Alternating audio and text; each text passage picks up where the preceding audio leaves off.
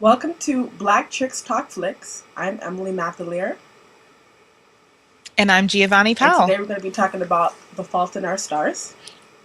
Uh, so we're kind of like a little week delayed. We went on vacation to post this, and and Atlantic AC, and we had City. a really good time because we need a vacation, or as the Europeans say, holiday.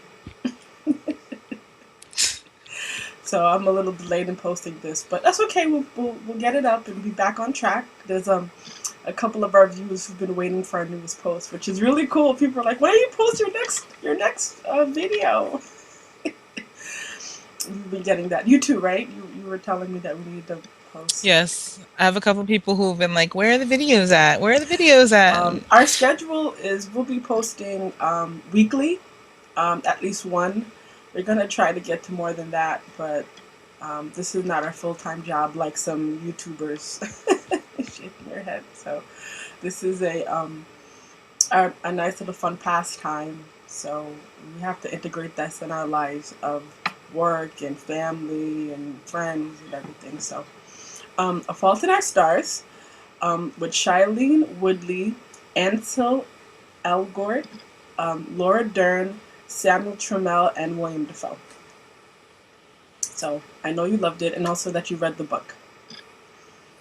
Yes, I did read the book by it's by John Green, and it was an amazing book. And this is the first time I can actually say something was taken from a book and taken to a movie that was just like, wow, they did an excellent job. And granted, they left out a couple of parts, but they were very minor parts, and they touched all the major areas. It was a great movie and an even better book.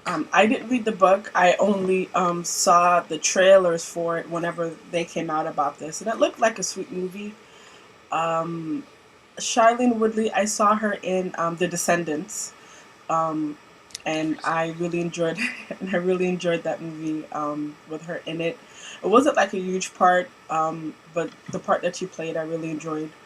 So I came into this totally ignorant of the plot as opposed to what it showed in the trailers, and I liked it a lot. I thought it was a nice movie. One of the notes I took while I was watching it was like it was a journey movie. Like you went on a journey with them, and seeing how she was dealing with her illness and her parents and how to deal with how she's dealing with her cancer and everything. And it was a really good movie. I really enjoyed it. Um, it was really touching. I didn't cry like you did, but it definitely it definitely Ah, stirred up some emotions within me. I was sick as a young child. I had problems with my leg, and I could understand the whole. You're different. And you're trying to live a normal life, and you're walking on eggshells. But you want to be like everybody else. It was sweet. It was nice. I didn't get a love story, but hey. not yet. Not yet. You may have a love story No, coming. you You never never know. know. You never know. Those are fall from the sky. The guy. I hope not this guy, because I don't want that guy. You don't That want guy. to. Ansel, which was what was his name? It was Gus and Hazel. He was very charming. I He don't. He was. was very charming. A little too charming to be real to me. That's the thing. I know. It was just. It was too Prince Charming-y. Just not grounded. That was not grounded in reality for me. Hmm. You know what it is? A lot of girls don't want Prince Charming. They want Christian Grey. Somebody tie them and beat them up. Spank them. I'm just saying, that's a lot of girls don't want Prince Charming anymore, and it's very hard to be So Prince Charming so when everybody wants okay. Christian Grey. He is he like the bad boy or what would Christian Grey? But now we're in the whole 50 Shades of Grey here. Say, 50 Shades of Grey and A Fault in Our Stars you know I read it. crossover. You know I had to Interesting read it. fan fiction, guys. Get yourself together now. I want to read some stories about this. We could edit out, but we would have to like whenever it picks up, we got to start it. We were talking about Prince Charming. What did you think about her Yes. parents? I thought that her parents were they were better than I think most parents would have been in that situation. You think I so? mean, yeah, definitely. I guess because they had lived with it from I guess at that point 3 to 4 years, whereas some parents don't even get that 3 to 4 years. They were very grateful and they did everything they could for her. You see, the father, he was always going to work. The mom, it seems like might have gave up her job or she wasn't working so she could be with Hazel at all times. And I feel like, that was they were very true to the parents of the child with cancer role, in my opinion. From what I've seen in real life, they were very true to the Okay, so role. they were the poster parents dealing with that, and yeah, Yes. it was great, and we know what happens at the end. We're not going to give that away for whoever didn't see it, but it was. Oh, you're shaking your head. It just makes me cry uh, still. Like it's yeah, but it sad. is it is. And I know that it's Yeah, life. unfortunately, you don't always get a happy ending. Well, in a sense, it is happy because they did have their time together and got to experience that, and it's she'll they'll that person who's left will always have the memories of that. Yes. Um, Love. one of the things I want to say that this is definitely a female lead driven movie. A lot of women went young adult and actually women of all ages, but mostly young adult women under the age of 25 that really propelled this movie to the top. I checked Box Office Mojo, which is the website I use to get all my numbers on the movies. As of today, it made $132 million. How much did that Which other one? movie make? 100 Ways to Bomb in the West? I didn't check those numbers. It didn't. It uh, I'll never get over that movie.